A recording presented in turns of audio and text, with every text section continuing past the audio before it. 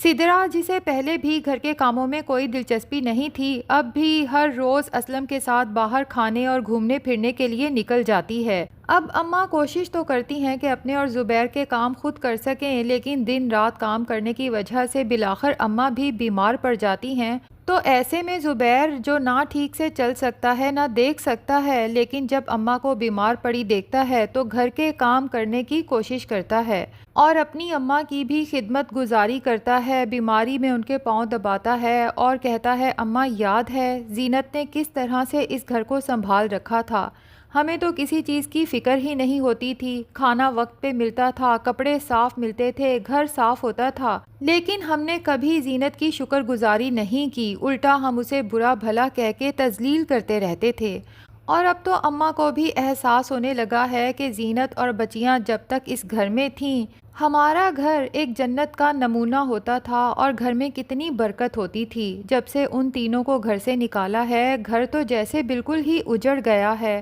دوسری طرف وزیر کو سب نظر آ رہا ہے کہ اسلم اس سٹور پہ قبضہ جمانا چاہتا ہے، تو وزیر سوچتا ہے کہ زبیر بھائی کا سٹور پہ واپس آنا اب بہت ضروری ہو چکا ہے، تبھی اسلم سے چوری چھپے زبیر سے ملنے جاتا ہے، کیونکہ اسلم نے تو وزیر پہ پابندی لگا رکھی ہے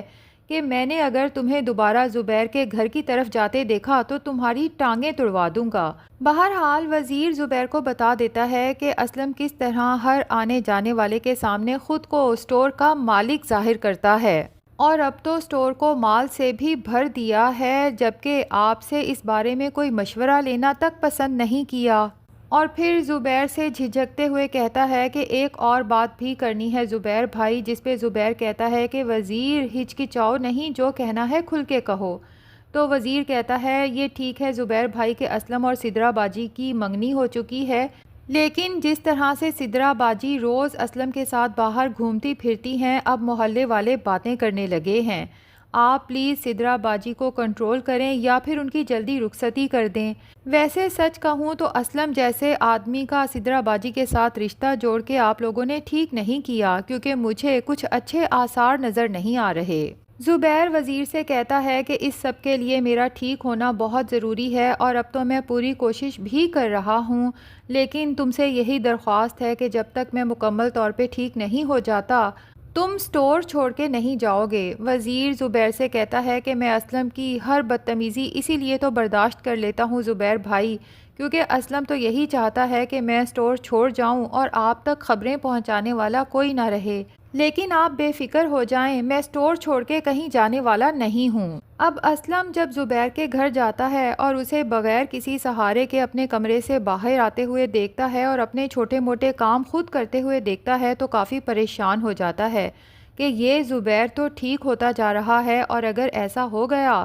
تو میرے لیے بہت نقصان کی بات ہے، لیکن زبیر کے سامنے اپنے جذبات پہ کنٹرول کرتے ہوئے کہتا ہے کہ واہ زبیر بھائی، میرا بھائی تو پہلے سے کافی بہتر دکھائی دے رہا ہے۔ لیکن زبیر اسلم کی اس فضول بات کو اگنور کرتے ہوئے کہتا ہے کہ میں نے سنا ہے تم نے سٹور پہ نیا مال ڈلوایا ہے، جس پہ اسلم پریشان ہو کر دکھاتے ہوئے کہتا ہے کہ ظاہر ہے سٹور خالی ہو چکا تھا، نیا مال ڈلوانا بہت ضروری ہو گیا تھا، لیکن کچھ نہ پوچھو اتنا ادھار اٹھانا پڑا ہے نا مال ڈلوانے کے لیے کہ میرا بال ادھار میں جکڑا جا چکا ہے۔ جس پہ زبیر کہتا ہے کہ ٹھیک ہے کل سارے کھاتے لے آنا، ذرا میں بھی تو دیکھوں کہ تم نے کس کس سے کتنا ادھار لیا ہے۔ اس پہ تو اسلم ایک دم سے بوچھنکا سا ہو کے اماں کی طرف دیکھتا ہے کہ شاید وہی میری فیور میں کچھ بولیں گی، لیکن اماں تو سنی انسنی کر کے ادھر ادھر دیکھنے لگتی ہیں، جبکہ اسلم تو اس لیے پریشان ہے کہ اس نے تو کہیں سے ادھار اٹھایا ہی نہیں، بلکہ اماں کے ہی تو کنگن اور بالیاں بیچ کے دکان پہ نیا مال ڈلوایا ہے، اور وہ بھی یہ سوچ کے کہ زبیر نے تو ساری زندگی اپاہج ہی رہنا ہے اور اس سٹور پہ اب میرا قبضہ ہونے والا ہے۔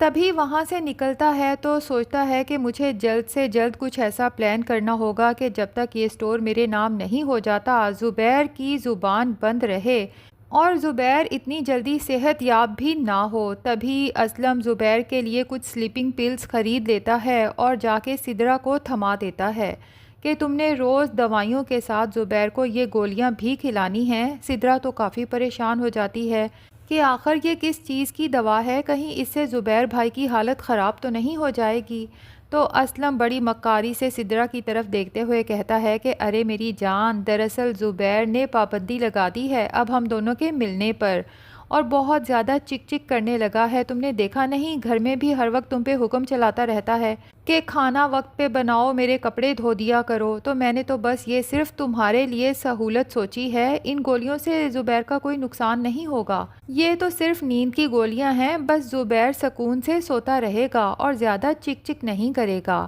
اور نہ ہی ہمارے ملنے پہ پابندی لگا سکے گا۔ سدرا تو اسلم کی بات سن کے بہت خوش ہو جاتی ہے کہ اسلم کو مجھ سے کتنی محبت ہے کہ ایک بھی دن مجھ سے ملے بغیر گزار نہیں سکتا،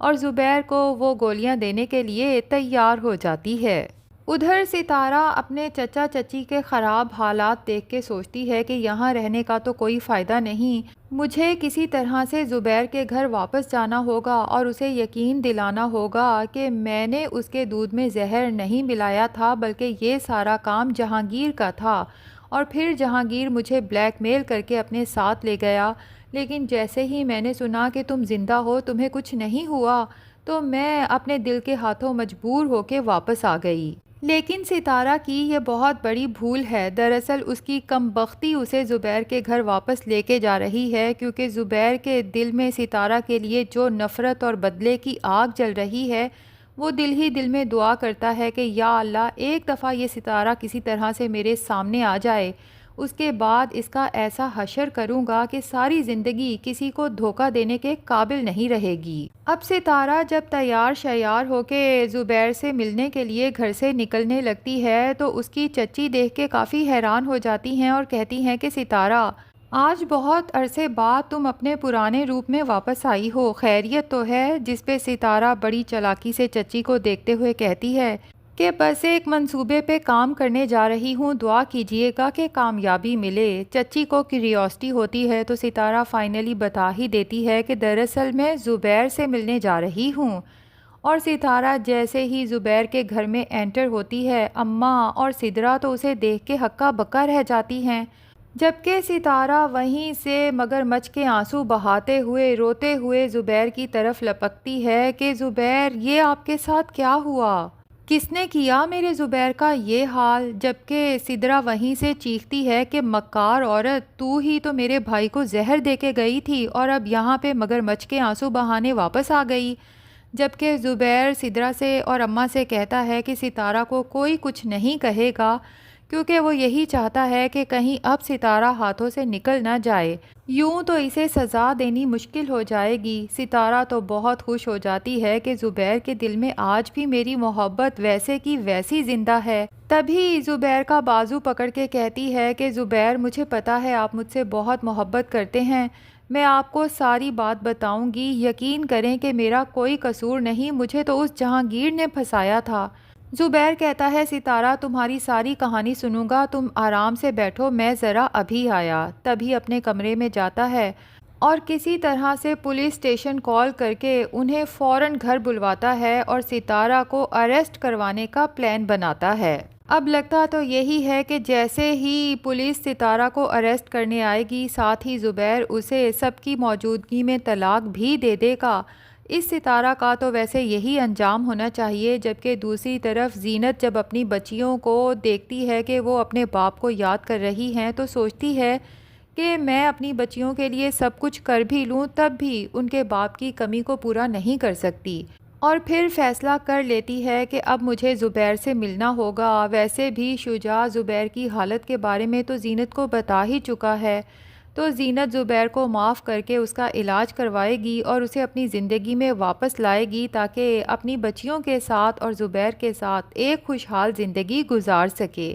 ویسے ناظرین، آپ کا کیا خیال ہے کہ زبیر نے جو کچھ زینت کے ساتھ کیا ہے، اب بے شک وہ اس سب کے لیے شرمندہ ہے، لیکن یہ بھی تب ہوا ہے جب ستارہ نے زبیر کو زہر دیا اور زبیر کی یہ حالت ہوئی، ورنہ تو شاید ساری زندگی زینت کی اچھائیاں یاد نہ کرتا۔ بہرحال آپ کو کیا لگتا ہے کہ کیا زبیر معافی کے قابل ہے یا نہیں؟ کمنٹ سیکشن میں ضرور بتائیں۔ ویڈیو پسند آئی ہے تو لائک اور چینل کو سبسکرائب بھی ضرور کر دیں۔